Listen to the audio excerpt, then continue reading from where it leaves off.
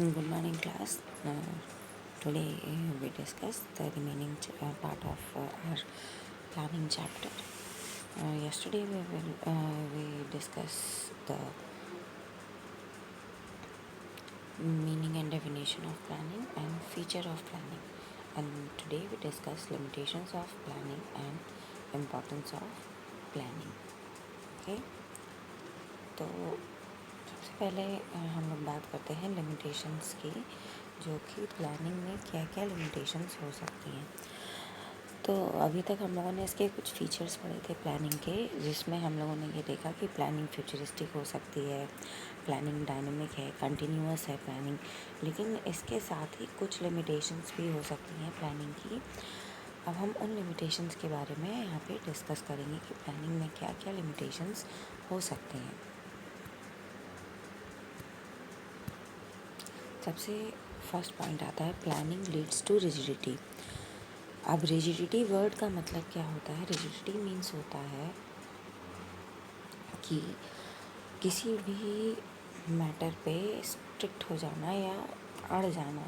ठीक है, तो अब हम यहाँ जब बात करते हैं प्लानिंग लीड्स टू रिजिडिटी, तो एक चीज़ ये हमें समझनी होती है कि प्लान्स को फॉर्मुलेट करने में काफ़ी एफ़र्ट्स लगते हैं, और हमेशा ये इतना इजी नहीं होता कि हमारा प्लान अगर सक्सेसफुल नहीं है तो हम उसको तुरंत चेंज कर सकें। तो अब यहाँ जैसे दिया है कि one plans are made to decide the future course of action, the manager may not be in a position to change them.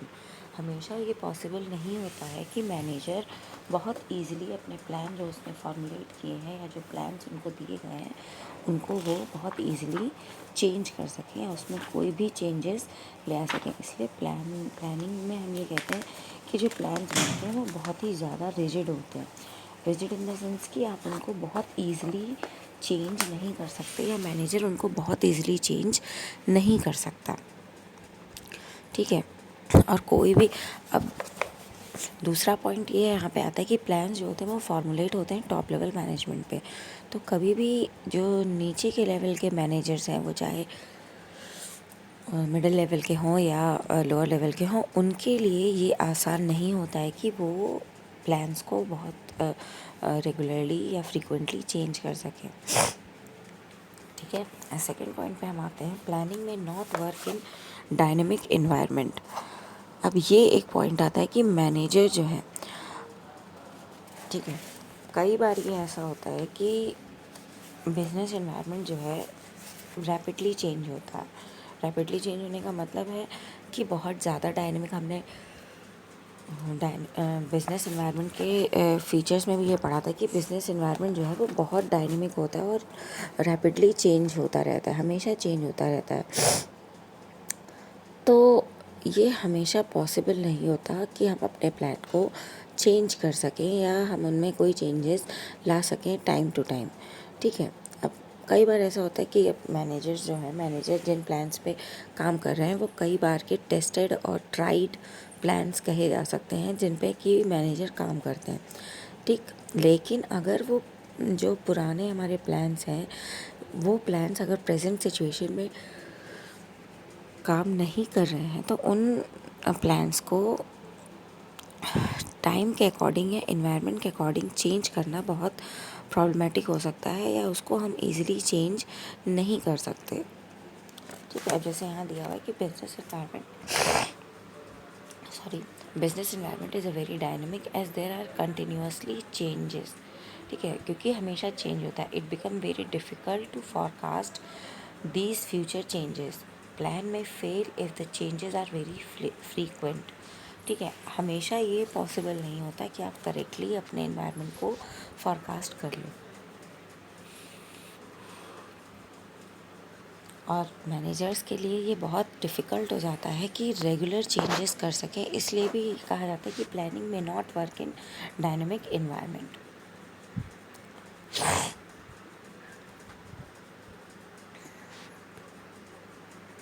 फिर हम आते हैं प्लानिंग रिड्यूसेस क्रिएटिविटी। अब हम ये जानते हैं कि प्लान्स जो होते हैं वो टॉप लेवल पे फॉर्मुलेट किए जाते हैं और उन प्लान्स में बहुत ज़्यादा चेंजेस भी नहीं किए जा सकते, क्योंकि प्लान्स जो है वो रिजिड होते हैं, रिजिड इन नेचर होते हैं। तो अब यहाँ जैसे दिया है कि with the planning managers of organisation start working rigidly and they become the blind follower of the plan only. तो जो प्लान ऑर्गेनाइजेशन में टॉप लेवल मैनेजमेंट बना के देता है, मैनेजर्स उसी के अकॉर्डिंग काम करते हैं, क्योंकि उनको बहुत ज़्यादा चेंजेस परमिटेड नहीं होते कि वो बहुत ज़्यादा चेंजेस कर सकें, और ये उनकी क्रिएटिविटी को रिड्यूस करता है। ठीक है। अब जैसे अभी हमने बताया कि जो भी प्लान्स हैं, या हम ये कह सकते हैं कि plans are mostly drawn by top managers, और जो भी middle level and lower level managers होते हैं उनसे सिर्फ ये एक्सपेक्ट किया जाता है कि वो उसको इम्प्लीमेंट कराएं, उन प्लान्स को वो इम्प्लीमेंट कराएं। और इससे जो लोअर लेवल के और जो मिडिल लेवल के मैनेजर्स हैं उनकी क्रिएटिविटी रिड्यूस होती है। उनके पास हो सकता है बहुत सारे आइडियाज़ हों, लेकिन उनको ये परमिशन नहीं होती, या वो इस बात के कमिटेड नहीं होते कि वो कोई चेंजेस अपने अकॉर्डिंग अपने प्लान में कर सकें। तो वो एक तरीके से ब्लाइंड फॉलोअर हो जाते हैं, और वो जो भी प्लान उनको टॉप लेवल मैनेजमेंट देता है उसी प्लान के अकॉर्डिंग वो वर्क करना स्टार्ट कर देते हैं। फिर हम आते हैं प्लानिंग इन्वॉल्व ह्यूज कॉस्ट। अब एक पॉइंट हम लोगों ने पढ़ा था कि प्लानिंग के फीचर में कि planning is a mental exercise. Mental exercise का मतलब क्या था कि प्लानिंग जो है वो बहुत बड़े लेवल पे की जाती है, टॉप लेवल मैनेजमेंट के लोग इन्वॉल्व होते हैं। तो यहाँ पे हम जब बात करते हैं कॉस्ट की, तो प्लानिंग की कॉस्ट भी बहुत ज़्यादा होती है। क्यों?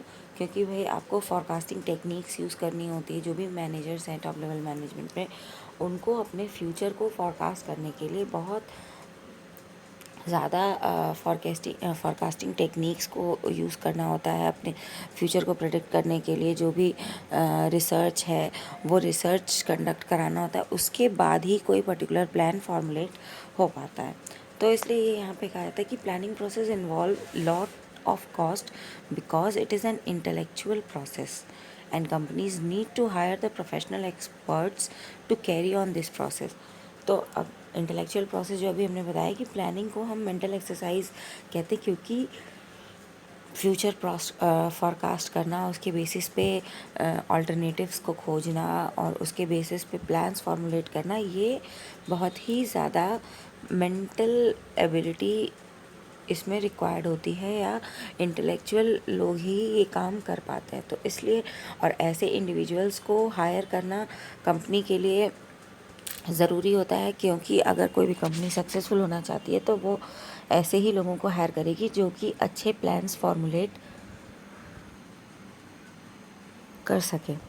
तो अब इन लोगों को हायर करने के लिए कंपनी को ज़्यादा पे करना पड़ता है, और इसके अलावा बहुत सारे ऐसे यूजेस हैं जो जहाँ पे कॉस्ट ज़्यादा इन्वॉल्व होती है। ठीक है। अब जैसे हम ये कह सकते हैं कि बोर्ड रूम मीटिंग्स होती हैं, प्लान बनने से पहले डिस्कशंस होते हैं एक्सपर्ट्स से, प्रोफेशनल्स से, इन्वेस्टिगेशंस होते हैं।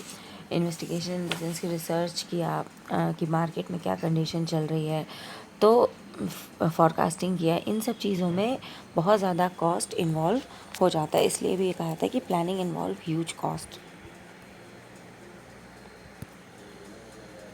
हम आते हैं प्लानिंग इज़ टाइम कंज्यूमिंग।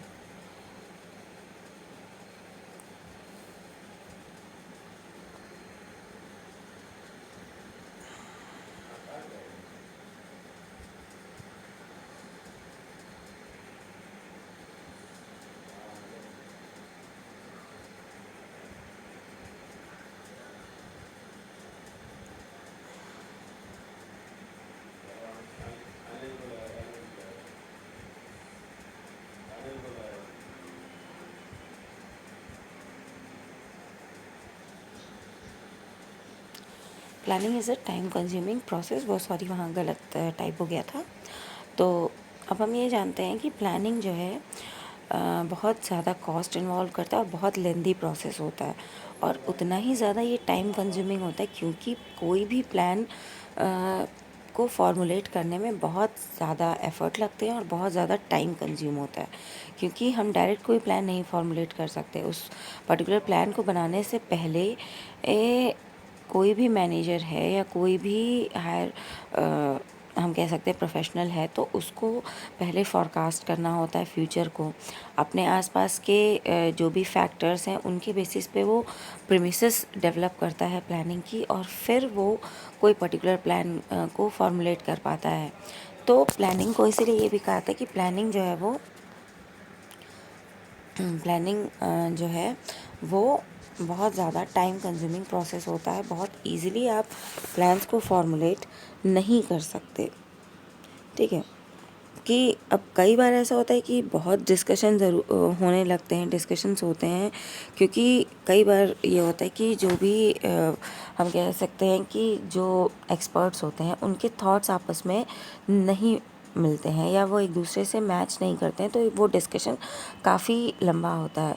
तो उस पर्टिकुलर टाइम पे वो जो पर्टिकुलर टाइम है वो बहुत लंबा खिंचता है प्लान के फॉर्मुलेशन का। तो इसलिए प्लानिंग को टाइम कंज्यूमिंग प्रोसेस भी कहा जाता है, या हम ये कह सकते हैं कि बहुत लंबा प्रोसेस होता है पर्टिकुलर प्लान को फॉर्मुलेट करना। फिर हम आते हैं planning does not guarantee success, planning only provides a base for analysing future. हम ये कह सकते हैं कि प्लानिंग जो है, जब हम प्लान बनाते हैं या कोई प्रोफेशनल प्लान फॉर्मुलेट करता है, तो वो अपने फ्यूचर को एनालाइज करके, फ्यूचर को फॉरकास्ट करके प्लान बनाता है। लेकिन कभी भी ये 100% श्योर नहीं हो सकते, या कभी भी ये गारंटी नहीं होता कि प्लान आपके हमेशा सक्सेसफुल होंगे, क्योंकि वो पूरी तरीके से फ्यूचर पे डिपेंड करते हैं और फ्यूचर जो है वो अनप्रेडिक्टेबल है। अब एक आप रिसेंट एग्जांपल ले सकते हैं कि आज से 2 महीने पहले सभी जो बच्चे 12th में अपेयर हो रहे थे, सबको ये लग रहा था कि भाई हमारे मार्च एंड तक पेपर कंप्लीट हो जाएंगे और उसके बाद हम अपने नेक्स्ट कॉलेज के एंट्रेंस की या फ्यूचर में जो भी हमें पढ़ाई करनी है उसकी प्रिपरेशन करेंगे। और सभी के माइंड सेटअप ये हो गया था कि भाई हमारा मार्च तक पेपर कंप्लीट हो जाएगा।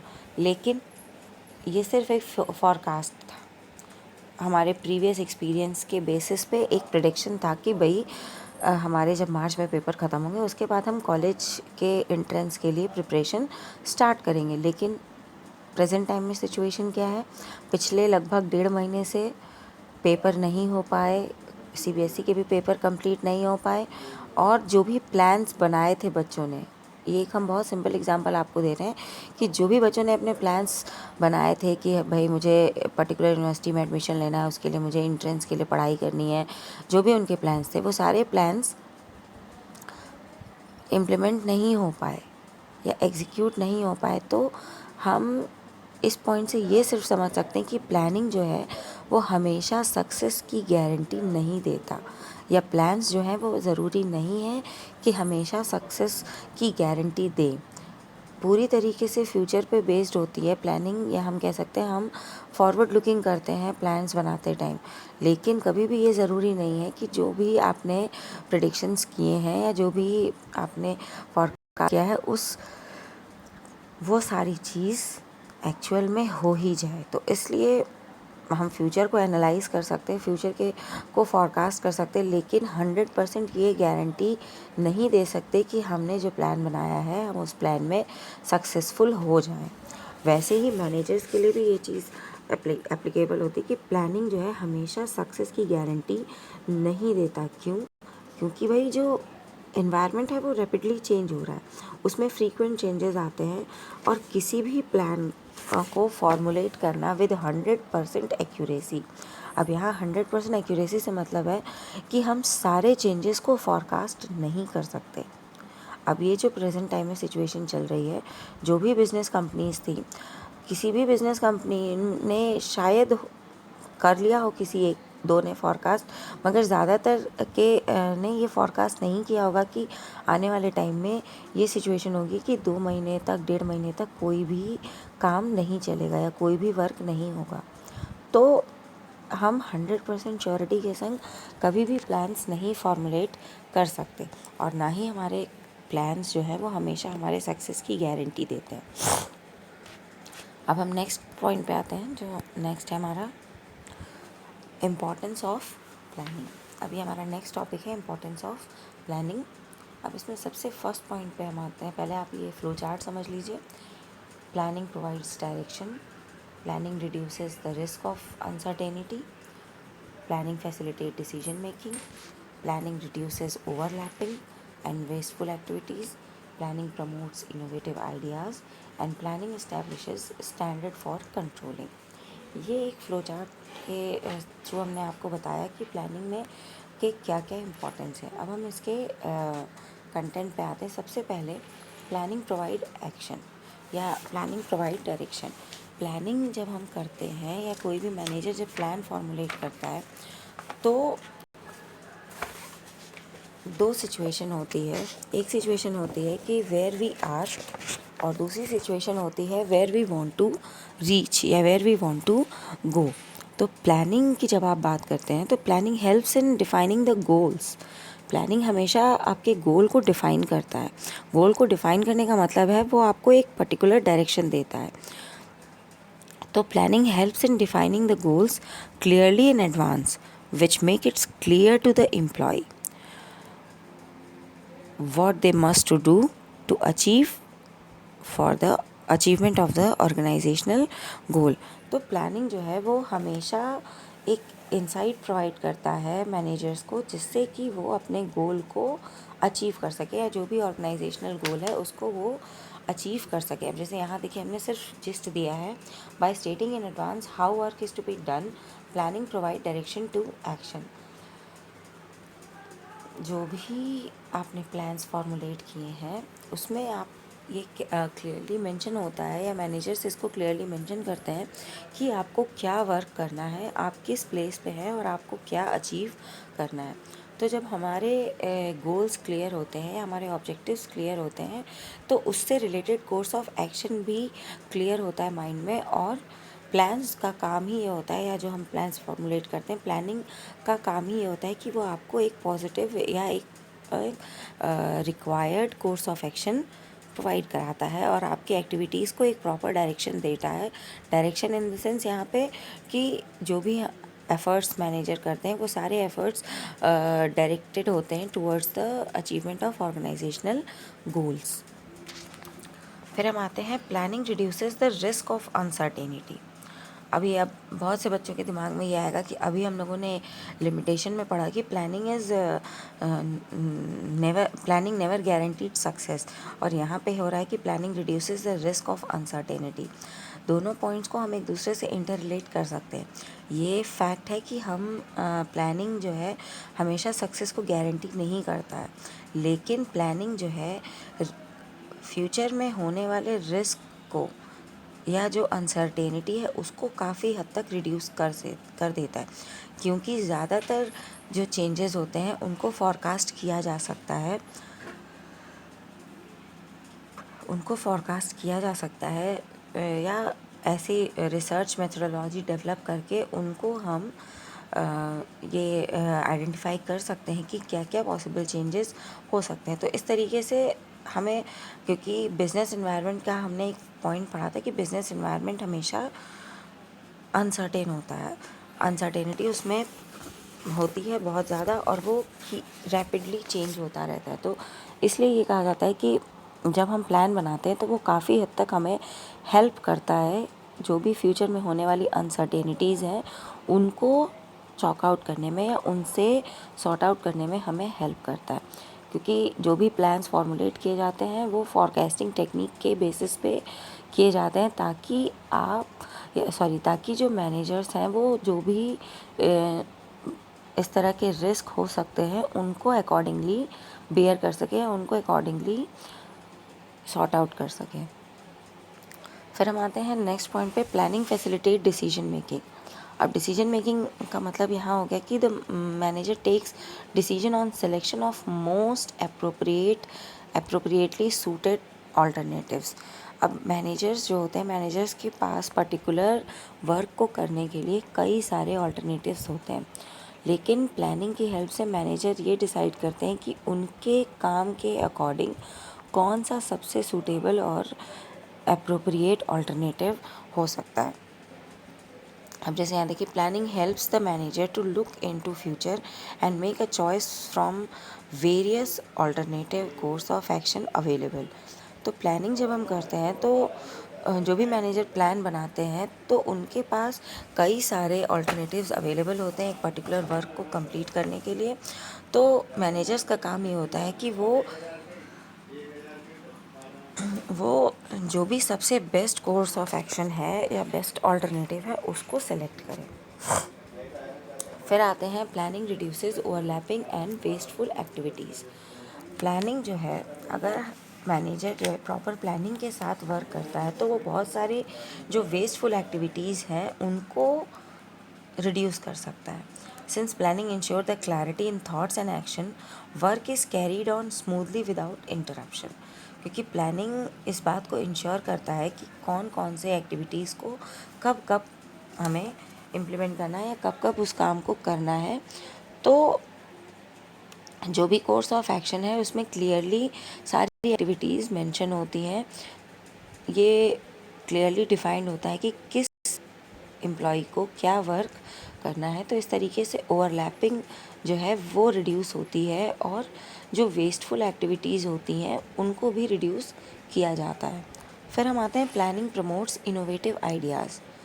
अब प्लानिंग जो है, planning is a thinking in advance what to do and how to do. तो अब प्लान जो है हमारे, या प्लानिंग जो है वो इनोवेशन को इंक्रीज़ करती है। क्योंकि प्लानिंग करने के लिए फॉरकास्टिंग के संग संग इनोवेटिव आइडियाज़ होना भी बहुत ज़रूरी होती है। तो अब जैसे यहाँ पे है कि प्लानिंग हेल्प्स, हम ये कह सकते हैं कि planning helps in development of innovative ideas, as management should accept innovative ideas and incorporate them in their plans to achieve the business goals। Managers के पास, जो मैनेजर्स वर्क करते हैं उनके पास बहुत सारे इनोवेटिव आइडियाज़ हो सकते हैं। तो उन इनोवेटिव आइडियाज़ के बेसिस पे हम ये कह सकते हैं कि प्लान को और बेटर बनाया जा सकता है। ठीक है। फिर हम आते हैं planning establishes standard for controlling. ये जो है ये हम लोग बहुत इम्पॉर्टेंट पॉइंट इसलिए क्योंकि ये हमारे कंट्रोलिंग चैप्टर से भी रिलेटेड है कि प्लानिंग जो है वो स्टैंडर्ड प्रोवाइड कराता है कंट्रोलिंग के लिए। कंट्रोलिंग का मतलब क्या था, हम लोगों ने मैनेजमेंट में पढ़ा था, सिर्फ मीनिंग हम यहाँ भी बता देते हैं कि कंट्रोलिंग का मतलब हो गया आपका जो एक्चुअल परफॉर्मेंस है और जो आपका डिज़ायर्ड परफॉर्मेंस है उनको हम कंपेयर करते हैं, और जो भी डिफरेंसेस आते हैं यानी जो भी डेविएशंस आते हैं उन डेविएशंस को हम मेजर करते हैं, उनको करेक्ट करते हैं। अब यहाँ पे हम जब बात करते हैं planning establishes standard for controlling, means planning provide the goals और the standards against which actual performance of employees are measured.